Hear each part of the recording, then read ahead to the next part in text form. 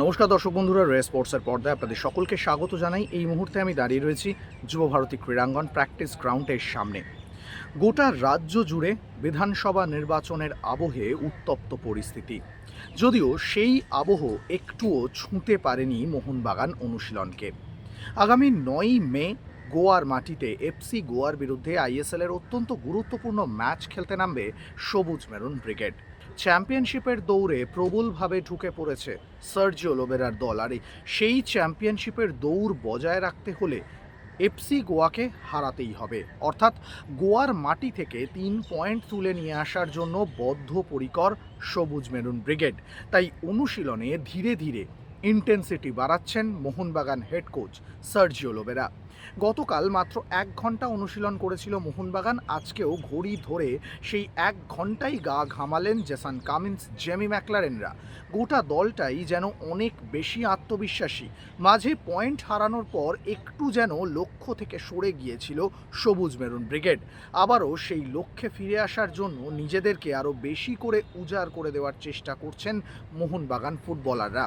যদিও গতকালের অনুশীলনে যেটা দেখা গিয়েছিল যে আশিস রায়ের সঙ্গে সাইড লাইনেই গা ঘামাচ্ছেন আপুইয়া, আজকেও সেই ছবি দেখা গেল। তবে মোহনবাগান সমর্থকদের জন্য যেটা খুশির খবর হতে পারে সেটা হলো অনুশীলনের শেষ দিকে আপুইয়াকে বেশ কয়েক পাক দৌড়তে দেখা গেল মাঠে, এবং তিনি কিন্তু স্পাইক পরেই দৌড়ালেন। শুধু তাই নয়, যদিও খুব বেশিক্ষণ তিনি দৌড়ালেন না, বেশিরভাগ সময়টাই তাকে হাঁটতে দেখা গেল, কিন্তু তিনি যে ধীরে ধীরে সুস্থ হয়ে উঠছেন সেটা কিন্তু বলা যেতেই পারে।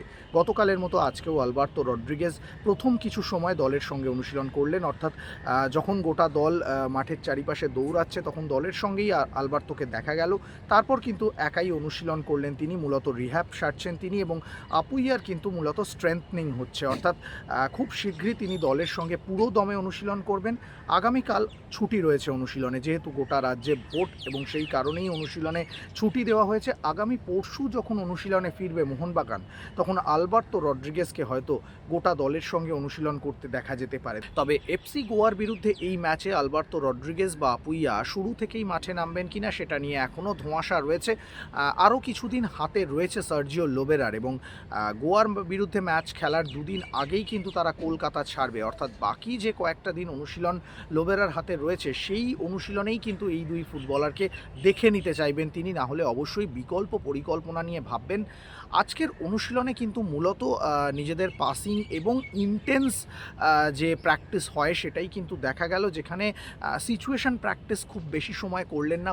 মূলত নিজেদের মধ্যে পাসিং এবং টিম ভাগ করে নিজেদের মধ্যে একটা হাফ মাঠ জুড়ে ছোট করে একটা ম্যাচ খেললেন, এবং সেখানে কিন্তু প্রত্যেকটা ফুটবলার এই তীব্র গরম, একটা অস্বস্তিকর আবহাওয়ার মধ্যেও কিন্তু নিজেদের সেরাটা দেওয়ার চেষ্টা করলেন। অবশ্যই গোয়ার বিরুদ্ধে 3 পয়েন্ট লক্ষ্য মোহনবাগানের।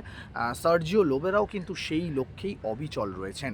সব মিলিয়ে মোহনবাগান অনুশীলনে যে ধীরে ধীরে ইন্টেন্সিটি বাড়ছে ম্যাচ যত কাছে আসছে, কারণ একটা বিশ্রাম নিয়ে মোহনবাগান আবার মাঠে নেমেছে, অনুশীলনে নেমেছে, ফলে পুরনো যে ঝাঁচটা ছিল সেই ঝাঁচটা ফিরিয়ে আনাই লক্ষ্য সার্জিও লোবেরার।